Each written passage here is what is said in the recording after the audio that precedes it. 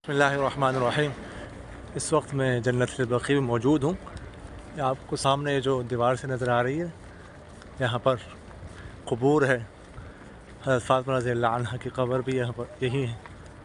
हज़रत हसन रज़ियल्लाहु अन्हु की क़ब्र भी और उनके औलाद की क़ुबूर भी इधर मौजूद हैं। यहाँ पर ये अहले बैत की क़ुबूर हैं सब तकरीबन।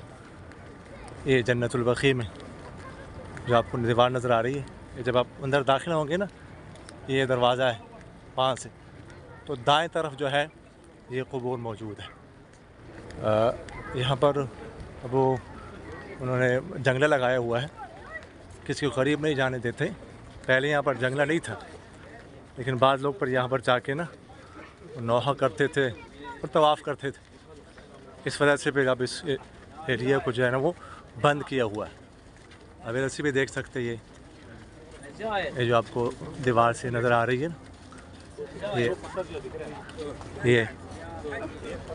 ये देखे ना, ये इलाका, ये जो दीवार से नज़र आ रही है, ये है।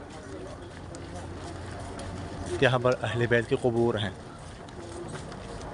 और ये जो है दरवाज़ा है, दरवाज़े से दाखिल होकर दाएं तरफ ये क़ुबूर मौजूद है और ये जन्नतुल बक़ी के बाकी क़ुबूर हैं।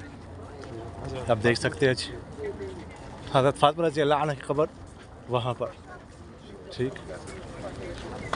ये आप देख सकते हैं जी।